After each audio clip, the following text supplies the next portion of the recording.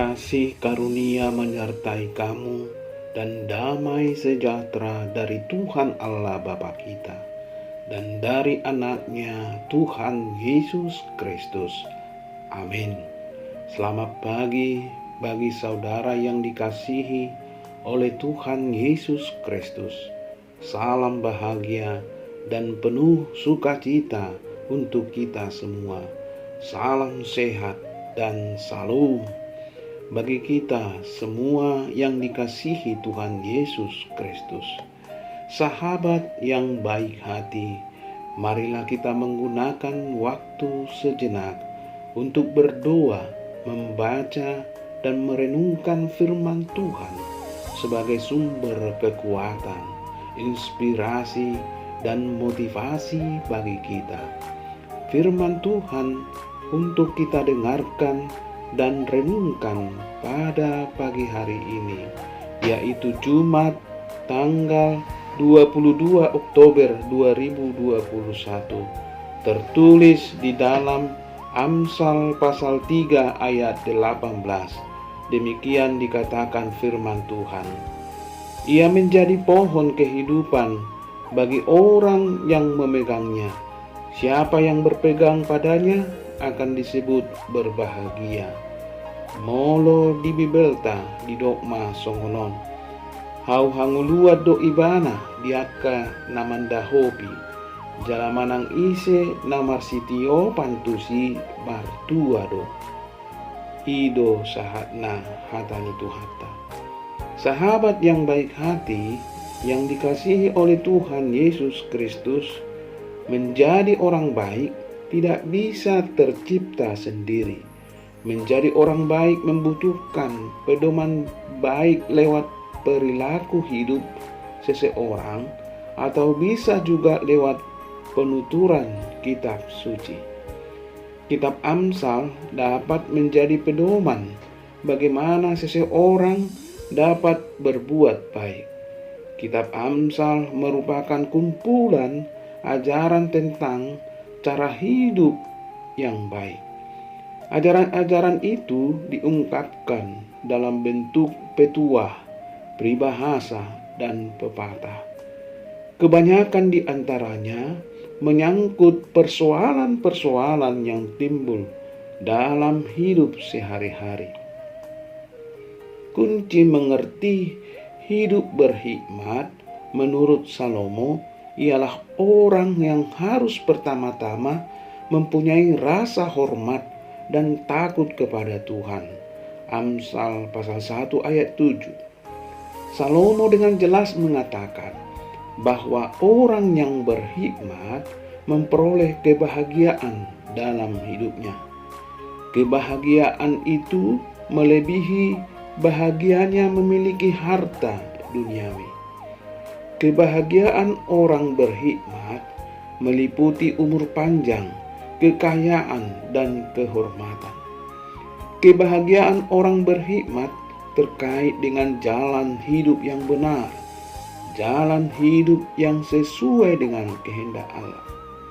Mengapa Salomo dapat berkata bahwa orang berhikmat dan pandai itu hidupnya bahagia? Alasannya jelas.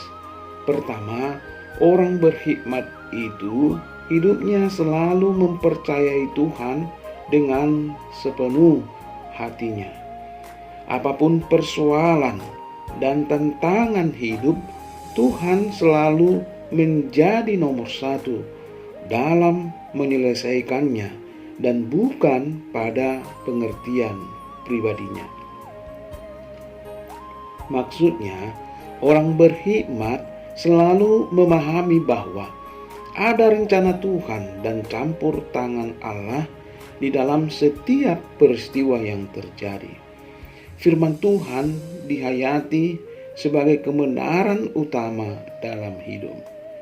Kedua, bahwa kebahagiaan itu terjadi karena hidupnya hanya untuk mempermuliakan Tuhan dengan cara selalu berbuat baik dan menjauhkan diri dari kejahatan. Dengan setia hidup dalam firman Allah, maka orang berhikmat tidak silau terhadap godaan harta dunia.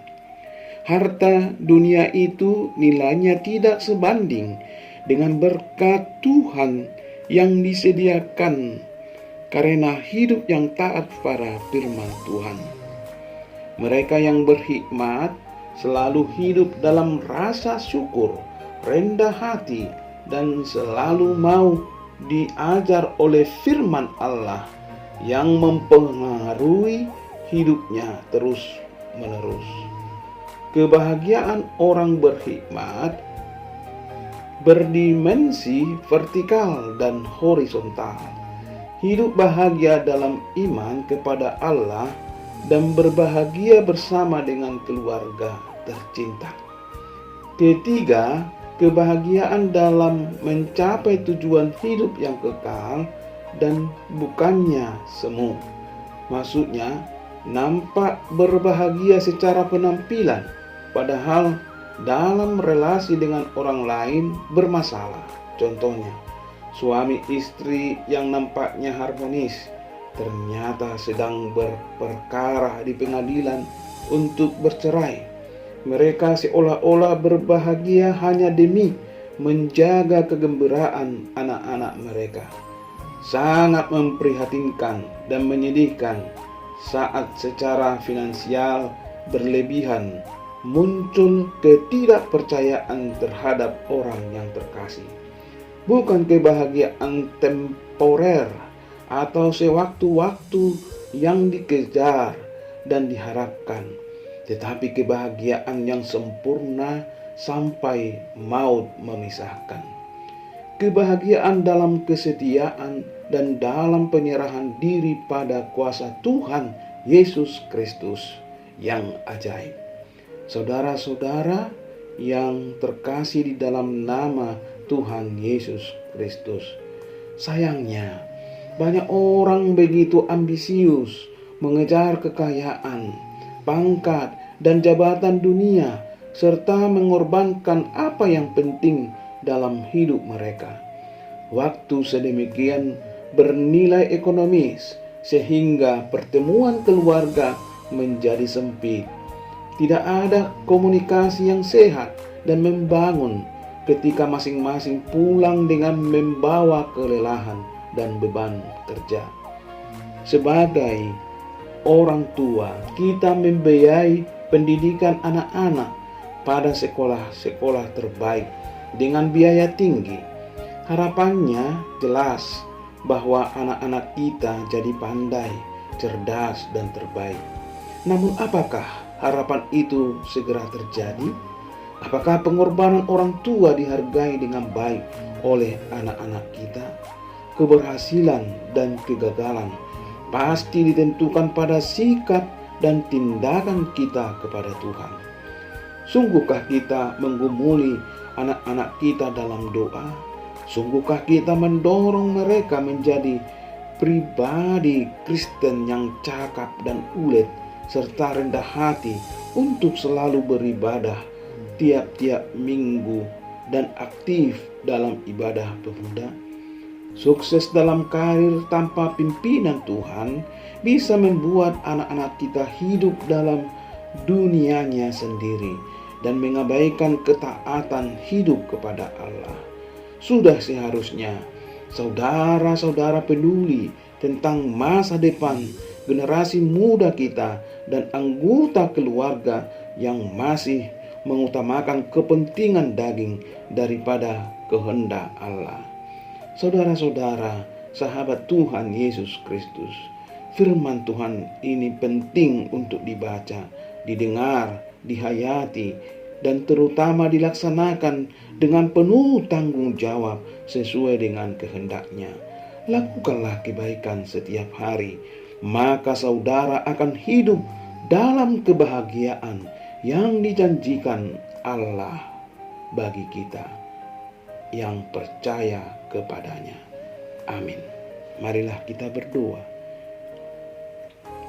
Ya Tuhan Allah, ajari kami untuk melakukan firman-Mu, karena kebahagiaan yang sejati dan sempurna hanya ada dalam firman-Mu. Roh Kudus-Mu lah yang memberikan kuasa bagi kami untuk hidup di dalam firman-Mu. Ampuni kami Tuhan dari segala dosa dan kesalahan kami, supaya kami benar layak di hadapan-Mu. Terimalah doa permohonan kami ini hanya di dalam nama Tuhan Yesus Kristus. Amin. Salam Horas.